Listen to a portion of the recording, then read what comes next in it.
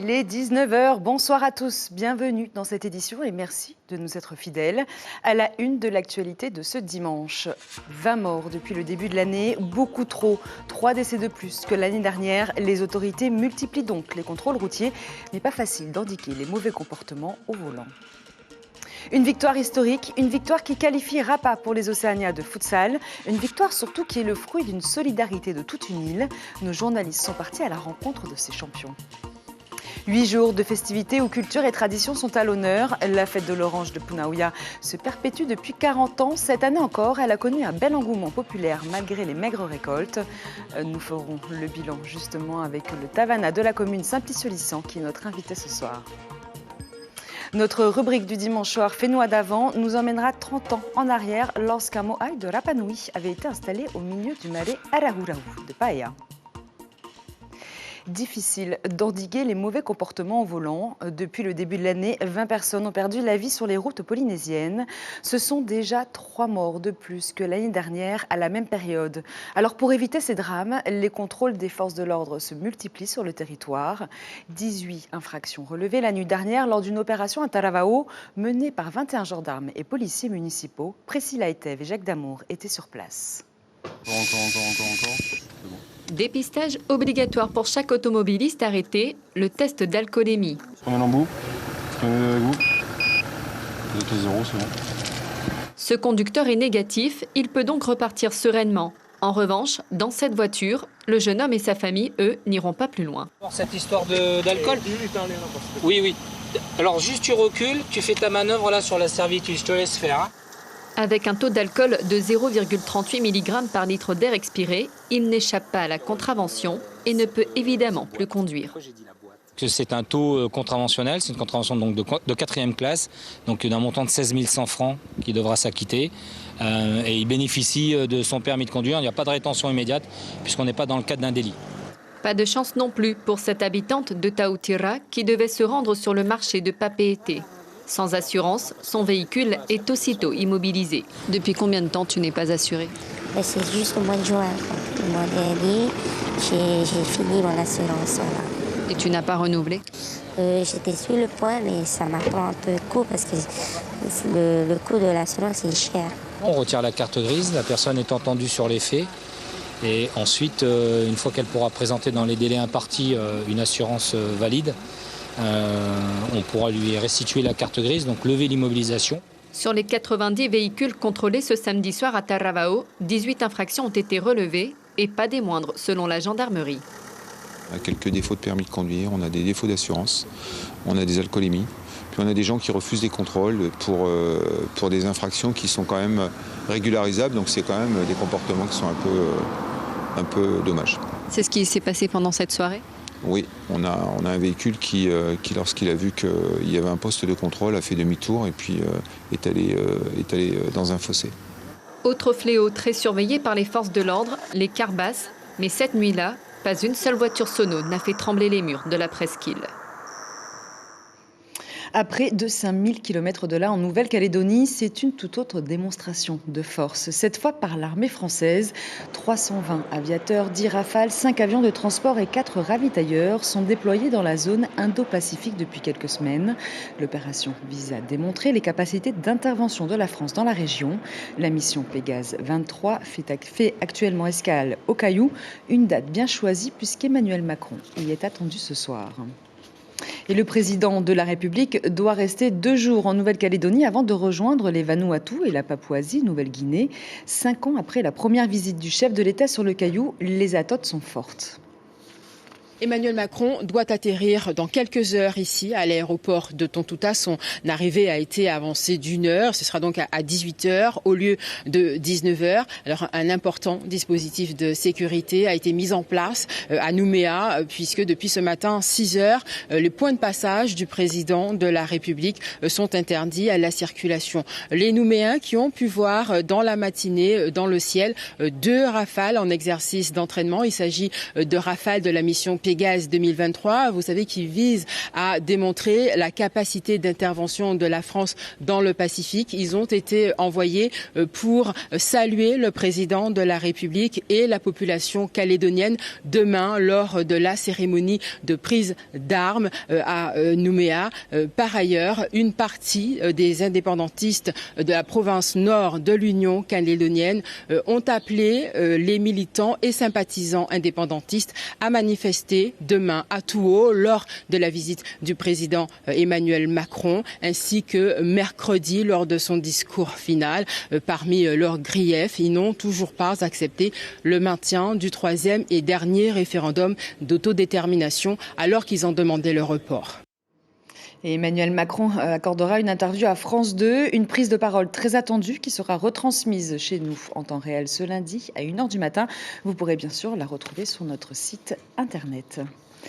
Place au sport, un triplé et surtout une consécration pour Rapa. Les 10 joueurs n'ont fait qu'une bouchée de leur adversaire, 2-0 contre Papeete lors de la finale du Festival des Îles qui s'est achevée hier soir. Les 3 ans d'arrêt photo-Covid n'auront pas eu raison de leur détermination. Une détermination payante puisque grâce à ce nouveau titre, Rapa se qualifie pour les Océania de futsal en Nouvelle-Zélande. Mais derrière cette victoire, c'est surtout la marque d'une solidarité de toute une île. Kaline Liénard et Patrick Tingsing sont partis à la rencontre ce matin très tôt de cette équipe des Australes.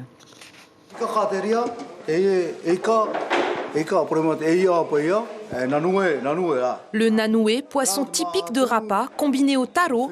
On ne change pas une équipe qui gagne, alors les champions gardent leurs habitudes du matin, même loin de leur île. Le capitaine Matana vit à Tahiti depuis 6 ans, mais la distance n'est rien face à la détermination. Il le prouve avec ce 3e titre consécutif de champion de futsal pour Rapa. Pour moi, la recette, c'est l'équipe d'avant, cohésion. Le taroué, c'est comme le vent. Si taroué les 6, tu vas gagner. C'est ça notre force, c'est la famille aussi. La famille qui nous aide, la famille de Rapa et la famille d'ici. Ils nous aident beaucoup. La famille, soutien indéfectible des sportifs, c'est grâce à leurs dons alimentaires que les joueurs gardent la forme. Et sur le terrain, les encouragements des fans font toute la différence. Serait-ce donc ça le secret de la victoire ? C'est toute la population qui s'y met, de Rapa jusqu'ici, même les habitants de Rapa ici actuellement qui vivent à Tahiti, ils sont tous soudés. C'est les cris de guerre, je dis, houha, c'est vraiment peut-être la chasse au patron, je ne sais pas, mais c'était notre cri de guerre de cette année. Un cri de guerre qui a résonné hier après-midi dans les tribunes de la Fatawa. Lors du match contre Papeete, Rapa s'est imposé 2-0, notamment grâce à leur botte secrète, les frères Tinomoe, qui ont tenu leurs supporters en haleine jusqu'au coup de sifflet final. Carrément, mon premier but de la finale, c'était dur pour aller chercher le premier but. Carrément trop difficile. Vous avez une tactique particulière, c'est quoi? C'est plus la défense, plus l'attaque, c'est quoi votre stratégie? C'est la presse. On est obligé de presser sur l'équipe, l'adversaire, pour l'étouffer, pour que ça marche les jeux. Grâce à cette victoire, les joueurs se qualifient pour la Coupe des Nations de futsal en Nouvelle-Zélande. Alors, dès le retour à Rapa, il va falloir reprendre l'entraînement physique, tout comme les activités annexes qui permettent à cette délégation de récolter des fonds. C'est plutôt chasser, et c'est eux qui cherchent le mât et vendre aux habitants de Rapa. Et ils demandent plutôt du poisson, de la viande et tout ça. C'est pour cette raison que nos jeunes ils sont motivés à le faire, parce qu'on n'achète pas chez nous, on va chercher pour pouvoir les vendre. 2 mois de préparation intense attendent ces joueurs avant qu'ils ne prennent l'avion direction la Nouvelle-Zélande. Du 1er au 7 octobre, ils pourront se mesurer au niveau international lors de la Coupe des Nations de futsal. Et puis côté football à 11, le Festival des Îles a vu une mainmise totale ou presque des équipes de Moorea. Dans le dernier carré, 3 équipes de l'île Sœur à l'affiche, mais hier soir, c'est la AS Mira qui s'est montrée la plus forte en remportant le tournoi après s'être imposée 1-0 face à Toia. Retour sur cette finale avec Stéphane Ratino sur des images du Berliao. Ils ont poussé un cri de guerre comme l'on pose une signature au bas d'une victoire. L'AS Mira, un jaune scintillant dont la couleur est devenue de plus en plus vive tout au long du tournoi. Bref, un moteur diesel à l'image du scénario d'hier soir. Très dur au début, on n'a pas envie de démarrer. Le moteur n'a pas été chaud. Et après, petit à petit, les matchs gagnés. Dans cette ambiance surchauffée, l'AS Mira fait jouer sa cohésion. Des habitudes de jeu dans la mécanique de but, nous dit la précision. Moussière au millimètre à Aviri. Sa technique, son souffle font le reste. L'échappée belle vers la victoire peut commencer. Mais l'histoire serait trop simple, car en face, Toeya est une équipe jeune. Elle a de belles capacités, un bon football. Teraitoua s'essaye sur coup de pied arrêté, par 2 fois, mais sans résultat. Sur corner cette fois-ci, le ballon est bien travaillé, la tête de Pailly est ajustée. Mareoura, lui, est sur la ligne. Les Blancs ont tout tenté. Ah oui, c'est sûr, quand on perd une finale, on est toujours déçu. Mais content parce que c'est la première participation du club au Festival des Îles. On a des jeunes de 16 ans qui ont participé au tournoi, qui ont fait tout le tournoi. Donc quand même content et fier des joueurs. Hein.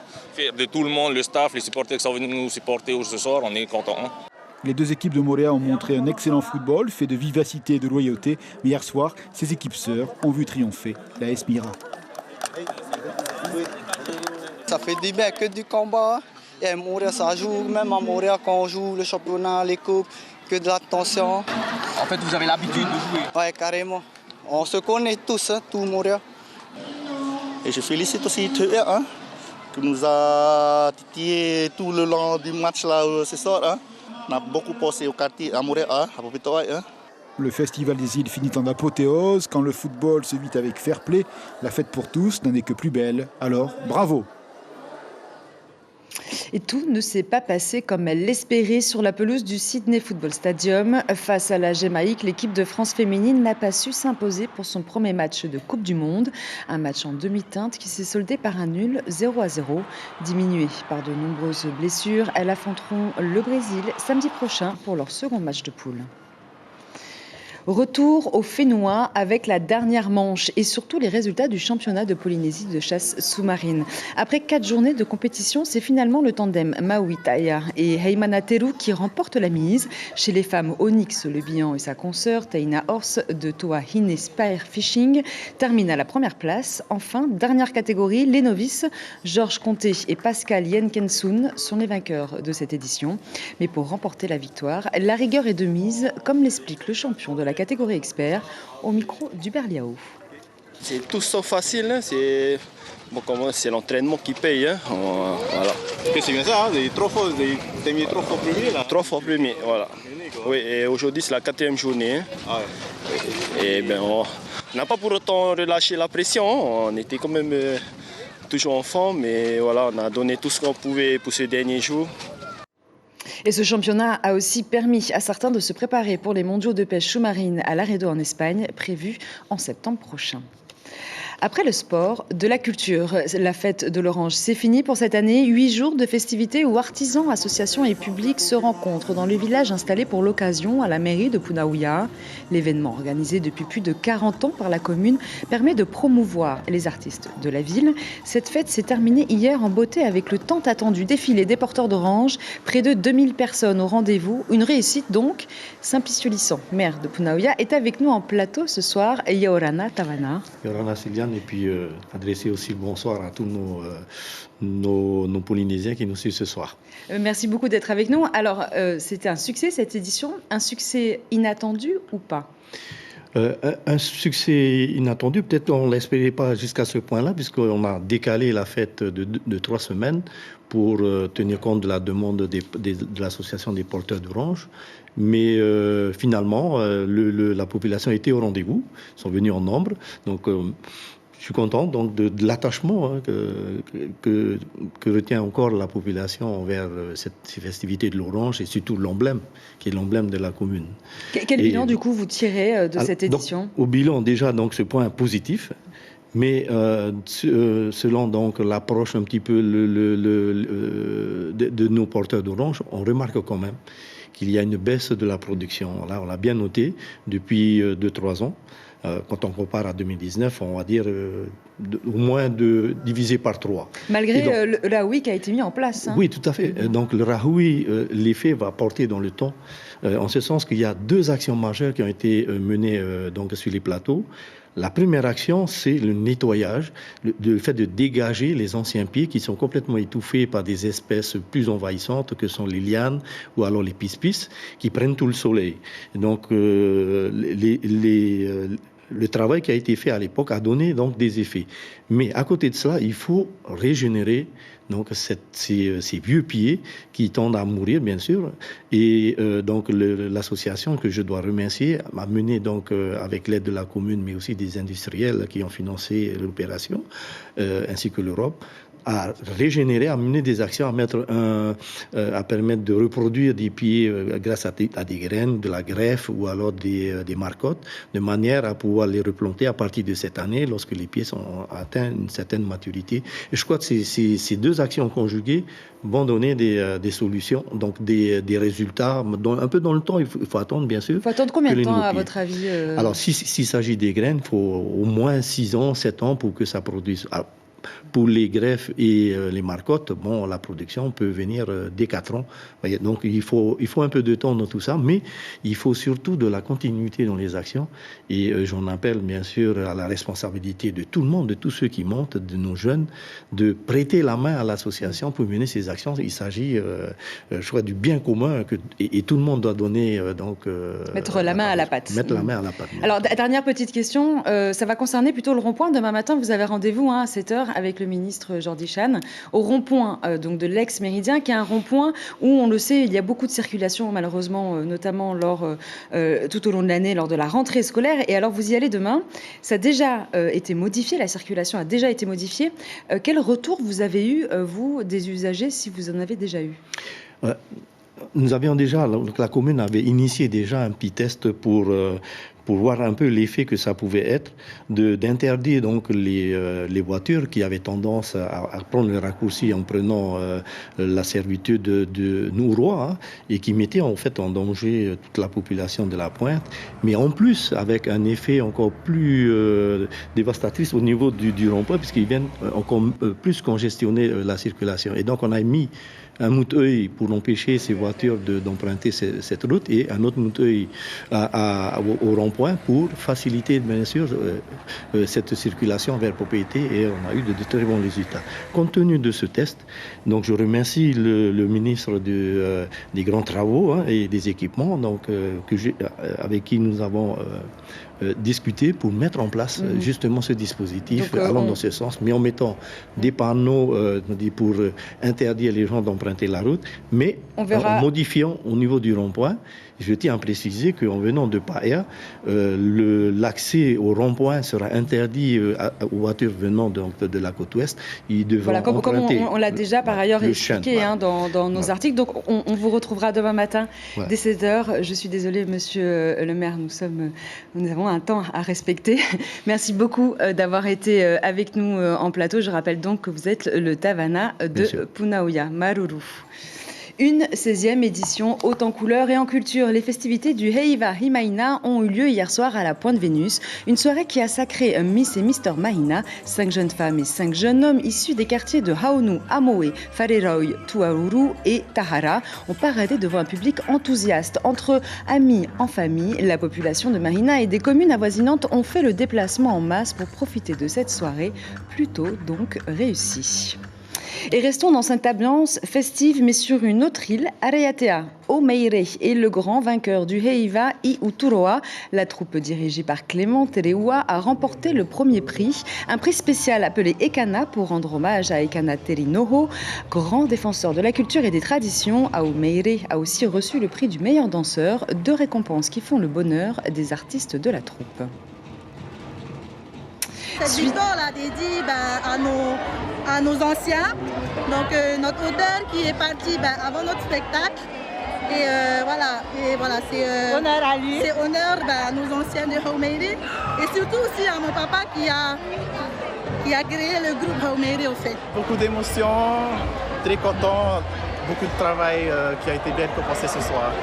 Donc vous avez aussi reçu le premier prix en tant que meilleur danseur, donc quel est votre ressenti par rapport à ça? Très surpris, mais dans la globalité, très content et très ému aussi. Suite et fin de notre petit tour d'horizon du Heiva dans les îles et on termine par celui de Ho. Le grand concours de danse Hura Nui a clôturé les festivités. 3 troupes locales se sont produites sur scène, place Tokere. Danse en costume végétal, Himene, orchestre, le spectacle a été à la hauteur des attentes du public venu nombreux. La troupe Te Tere Ara remporte le premier prix de cette édition, suivi du groupe Te Uirao. Enfin, Te Uihu termine le podium. Et faisons un saut dans le temps pour terminer ce journal. En octobre 1993, au Mare Arahurahu à Paea, où un moai impressionnant de Rapa Nui a été installé. Yeux de corail, corps en basalte de plus de 7 tonnes, ce symbole d'une civilisation ancienne est resté 2 mois à Tahiti avant d'entamer son tour du monde pour porter un message de paix à tous les hommes de la Terre. Reportage de Jean-Raymond Baudin.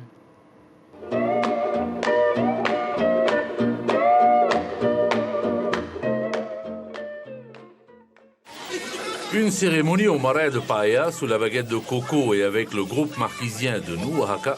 C'était à ne pas manquer et les gens ne s'y sont pas trompés qui ont envahi les tribunes et même les pelouses dès 16 heures. Il faut dire que le moai est très beau. Taillé de belle façon dans un seul bloc de basalte de 7 tonnes, surmonté de son chapeau de teuf rouge, il est impressionnant. Quoique, et vous allez le voir, presque petit dans le site du marais. Doté de ses yeux de corail et décoré dans le dos de symboles typiques de Rapa Nui, le mégalithe restera à Tahiti jusqu'en décembre quand il entamera son tour du monde par la Calédonie et la Nouvelle-Zélande en portant un message de paix à tous les hommes de la Terre.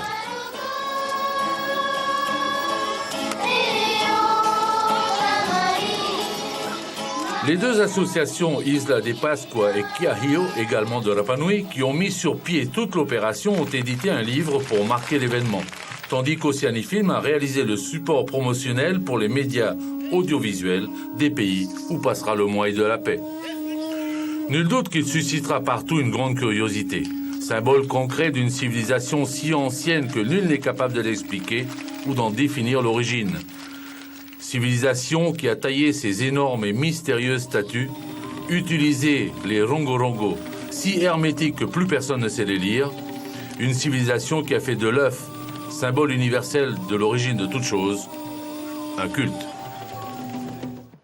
C'est la fin de ce journal. Je vous en rappelle l'information principale. 20 morts depuis le début de l'année, 3 de plus déjà que l'année dernière. Beaucoup trop donc. Les autorités renforcent les contrôles routiers, mais pas facile d'endiguer les mauvais comportements au volant. Les événements de la semaine. Mardi, le déplacement du haut-commissaire à Maupiti. Jeudi, journée récréative sociale police 2000 à Papeete. Et enfin, samedi, le Tere bien-être organisé par Tahiti Tourisme. Et puis au programme de votre soirée, cette fois, le film délicieux suivi du match Italie-Argentine de la Coupe du Monde féminine. À la une de votre quotidien demain, prêt garanti par l'État, les entreprises coincées dans l'étau. Je vous souhaite à tous une excellente soirée. Demain matin, dès 7h, sur vos ondes Radio Polynésie la première, retrouverez Axel Mézinel et Cybèle Plichard reprendra les commandes de votre journal télévisé dès demain. On se quitte sur ces belles images du Heiva Ibora Bora. Je vous laisse apprécier.